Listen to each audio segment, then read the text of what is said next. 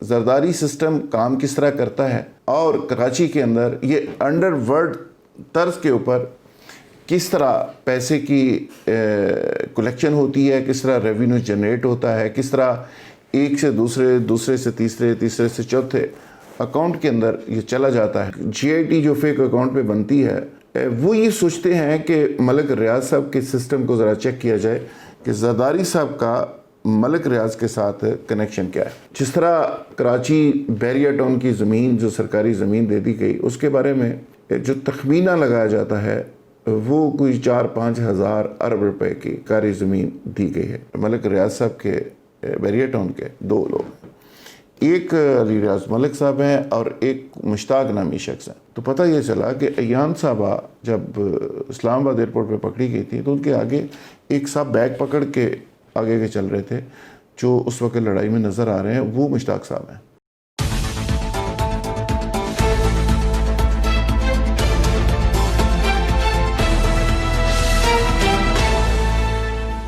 السلام علیکم ناظرین، ذوالفقار راحت آپ سے مخاطب ہے۔ ناظرین، آج آپ کو ایک کہانی سناتے ہیں۔ زرداری سسٹم کی یہ کہانی ہے، زرداری سسٹم کام کس طرح کرتا ہے اور کراچی کے اندر یہ انڈر ورلڈ طرز کے اوپر کس طرح پیسے کی کلیکشن ہوتی ہے، کس طرح ریونیو جنریٹ ہوتا ہے، کس طرح ایک سے دوسرے، دوسرے سے تیسرے، تیسرے سے چوتھے اکاؤنٹ کے اندر یہ چلا جاتا ہے۔ زرداری سسٹم مختلف حکومتیں آتی رہیں لیکن یہ کام کرتا رہا اور آج بھی کر رہا ہے، یعنی یہ سسٹم کبھی متاثر نہیں ہوا۔ نیب نے بہت زور لگا کے دیکھ لیا، ایجنسیز نے بڑا زور لگا کے دیکھ لیا اور اس پہ پوری فیڈرل حکومت لگی ہوئی ہے، پوری ایف آئی اے لگی رہی، جی آئی ٹی بنی، لیکن زرداری سسٹم کو بہت زیادہ فرق نہیں پڑا۔ بس کچھ نام چینج ہوتے رہے، کریکٹرز چینج ہوتے رہے، کچھ ڈرائیورز کی جگہ دوسرے ڈرائیوروں نے لے لی جن کے نام فیک اکاؤنٹ سے، کچھ خانساموں کی جگہ دوسرے خانساموں آ گئے، کچھ ذاتی جو ملازم تھے کلاس 4 کے ان کی جگہ دوسرے لوگ آ گئے، شناختی کارڈ اویلیبل ہوتے رہے، ان کے اکاؤنٹس اس کے نام سے کھلتے رہے، پیسے ٹرانسفر ہوتے رہے اور پیسے ایک سے دوسری، دوسری سے تیسری جگہ جاتے رہے۔ لیکن آج اس کا ایک سب سے جو دلچسپ حصہ ہے وہ میں آپ کو سنانا چاہوں گا، آپ کے رونگٹے کھڑے ہو جائیں گے کہ یہ فیک اکاؤنٹ کی کہانی صرف کہانی نہیں ہے۔ پوری کہانی تو اگر میں بیان کرنے بیٹھ جاؤں تو مجھے کئی روز لگیں، کئی کتابیں اس پہ لکھی جا سکتی ہیں، لیکن اس کی چھوٹی سی ایک سٹوری تو خیر بہت بڑی ہے، لیکن چھوٹا سا اس کا حصہ میں آپ کے سامنے پیش کرنا چاہوں گا۔ حصہ کچھ یوں ہے کہ اچانک جی آئی ٹی جو فیک اکاؤنٹ پہ بنتی ہے وہ یہ سوچتے ہیں کہ ملک ریاض صاحب کے سسٹم کو ذرا چیک کیا جائے کہ زرداری صاحب کا ملک ریاض کے ساتھ کنیکشن کیا ہے۔ جس طرح کراچی بیریا ٹاؤن کی زمین جو سرکاری زمین دے دی گئی، اس کے بارے میں جو تخمینہ لگایا جاتا ہے وہ کوئی 4-5 ہزار ارب روپے کی زمین بنتی ہے جو سرکاری زمین دی گئی ہے، اور بہت کم زمین ہے جو بیریا ٹاؤن کی انتظامیہ نے دانس دھاندلی، راؤ انوار کو استعمال کر کے دھمکیاں اور بندے مار کر جو خریدی وہ بہت کم ہے۔ اور ٹوٹل جو بیریا ٹاؤن کا سائز ہے وہ اب بھی آگے سے آگے بڑھتا چلا جا رہا ہے۔ وہاں پہ ایس ایچ او سے لے کے ایس پی تک، ایس پی سے لے کے ڈی سی تک تمام لوگ ملک ریاض صاحب کی مرضی سے لگتے ہیں۔ اچھا، یہ کہانی تو اپنی جگہ کہ 400 ارب روپے کی اسیسمنٹ ہوئی۔ اسیسمنٹ کیسے ہوئی؟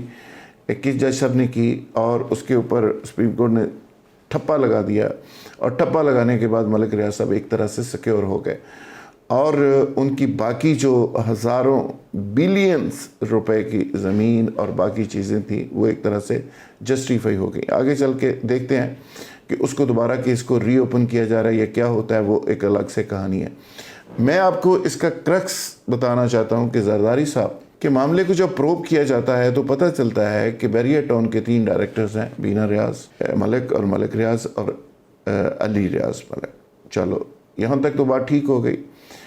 پھر ٹیم آگے چلتی ہے، مزید پروب کرتی ہے، کچھ چیزوں کو دیکھتی ہے تو پتہ چلتا ہے کہ جو سگنیٹری ہیں ملک ریاض صاحب کے بیریا ٹاؤن کے 2 لوگ، ایک علی ریاض ملک صاحب ہیں اور ایک مشتاق نامی شخص ہیں۔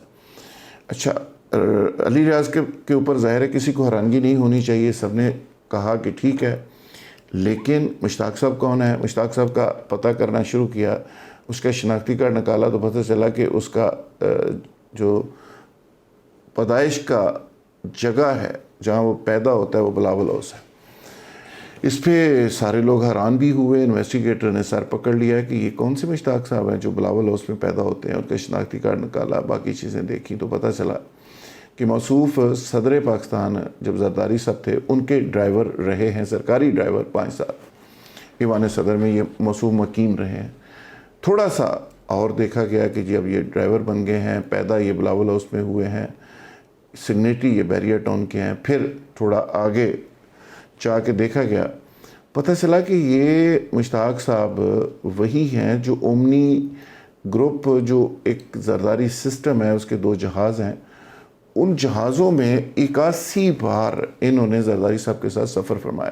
اس پہ سارے لوگ حیران ہو گئے، سر پکڑ کے بیٹھ گئے کہ بندہ بڑا زبردست اور بڑا قیمتی اور بڑا اہم آدمی ہے جو زرداری صاحب کے ساتھ 81 مرتبہ سفر کر چکا ہے۔ خیر وہ اومنی کے جو دونوں جہاز ہیں ان کے نام بھی بڑے دلچسپ ہیں۔ ان دونوں جہازوں میں بلاول صاحب نے کتنی بار سفر کیا، بختیور صاحب نے، زرداری صاحب نے، یہ الگ ایک کہانی ہے کہ وہ دونوں جہاز اس فیملی کے لیے کتنے استعمال ہوئے۔ وہ انویسٹیگیشن کے ان اوراق اور ان فائلوں کے اندر ساری حقائق اس کے موجود ہیں، کون کون لوگ کب کب سفر کرتے رہے۔ خیر 81 مرتبہ مشتاق صاحب ان زرداری صاحب کے ساتھ سفر بھی کر چکے۔ پھر اس کے بعد مزید تھوڑی سی تحقیق کی گئی تو پتہ یہ چلا کہ ایان صاحبہ جب اسلام آباد ایئرپورٹ پہ پکڑی گئی تھی تو ان کے آگے ایک صاحب بیگ پکڑ کے آگے کے چل رہے تھے، جو اس وقت لڑائی میں نظر آ رہے ہیں وہ مشتاق صاحب ہیں۔ تو مشتاق صاحب ایان علی کے ساتھ بھی نظر آئے، زرداری صاحب کے ساتھ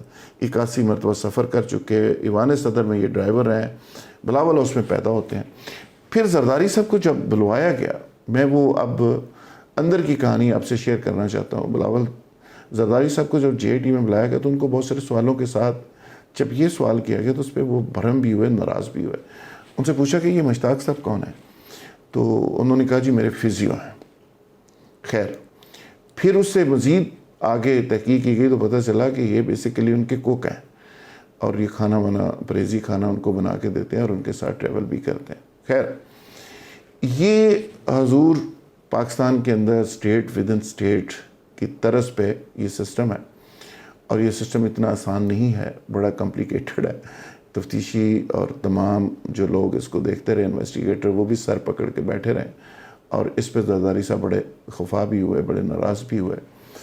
اور زرداری صاحب نے جتنی خوش دلی اور جتنی دریا دلی کے ساتھ بیریا ٹاؤن کو کراچی میں جگہ دی، اور جس طرح ملک صاحب وہاں پہ امپائر کھڑی کرتے اور محل پہ محل بناتے اور بلڈنگز پہ بلڈنگز بناتے آگے بڑھ رہے ہیں، اور آگے بہت آگے تک وہ ان کا ایریا چلا گیا، چونکہ سپریم کورٹ کے حکم کے بعد اور سپریم کورٹ کی سٹیمپ اور جسٹیفیکیشن کے بعد دن رات بیریا ٹاؤن کی انتظامیہ نے اتنی تیزی کر دی ہے، اتنا تیز کام کر دیا ہے کہ وہ آگے سے آگے بڑھتے چلے جا رہے ہیں۔ یعنی پہلے وہ اتنی تیزی سے آگے زمینوں کو نہیں گھیر رہے تھے، اب وہ دن رات انہوں نے ایک کر دیا ہے۔ اب اس پہ بھی پاکستان کے مقتدر حلقے، پاکستان کے بڑے برینز اس پہ بیٹھے ہوئے ہیں، اور خاص کر جو JIT کے لوگ تھے، خاص کر جو اس کیس کو دیکھ رہے ہیں، وہ سر چھوڑ کے بیٹھے ہوئے ہیں کہ عدالت کا 400 ارب روپیہ اپنی جگہ، لیکن ملک صاحب تو 10,000 ارب تک ہاتھ پھیر چکے ہیں، اب اس کا حل کیا ہوگا؟ آپ مجھے بتائیں کہ خزانے کو اگر اس طرح ہی لوٹا گیا اور جس طرح لوٹا جاتا رہا ہے، اسی طرح یہ چیزیں آگے بڑھتی رہیں، تو پھر عمران خان نئے پاکستان کی بات کریں یا پرانے پاکستان کی بات کریں، یا ایک نہیں 2 پاکستان کی بات کریں، یا نیشنل نیریٹو کی بات کریں، یا کرپشن کے خلاف نیریٹو کی بات کریں، تو اس سے کیا فرق پڑتا ہے؟ زرداری صاحب صحیح تو کہتے ہیں کہ نیب کی کیا مجال کہ نیب مجھے پوچھے، صحیح بات کرتے ہیں، وہ مجال تو ہے ہی نہیں۔ پھر وہ کہتے ہیں جی آپ نے 3 سال کے لیے آنا ہے، پھر ہم نے تو ہمیشہ رہنا ہے، اینٹ سے اینٹ بجانے کی بات بھی وہ کرتے ہیں۔ لیکن زرداری صاحب شاید بھول جاتے ہیں کہ ان کے والد صاحب بھی بڑے امپورٹنٹ شخص تھے، دنیا سے چلے گئے، لیکن کچھ بھی ساتھ نہیں لے کے گئے۔ انہوں نے بھی چلے جانا ہے، ہم نے بھی چلے جانا ہے، سب نے چلے جانا ہے، اور ساتھ کسی نے کچھ بھی نہیں لے کے جانا۔ یہ بلینز روپے یہاں ہی پڑے رہنے ہیں، مختلف بینکوں کے اندر، گھروں کے اندر، یہ پیسہ ادھر کا ادھر ہی پڑھا رہنا ہے۔ آج کی یہ کہانی میرا خیال امید ہے آپ کو پسند آئے گی، اگر پسند آئے تو اس کو آگے شیئر کریں۔ اور یہ کہانی وہ کہانی نہیں ہے جو مفروضہ ہے، یہ اندر کی وہ کہانی ہے جو سچ ہے، اور اس طرح کی کئی کہانیاں ہیں جو زرداری صاحب کے گرد اور زرداری سسٹم کے گرد گھومتی ہیں، جس میں بڑے امپورٹنٹ لوگ ہیں۔ آنے والے وقت میں ہم انشاءاللہ کوشش کریں گے وہ تمام کی تمام چیزیں آپ سے شیئر کریں۔ بہت شکریہ، تھینک یو ویری مچ۔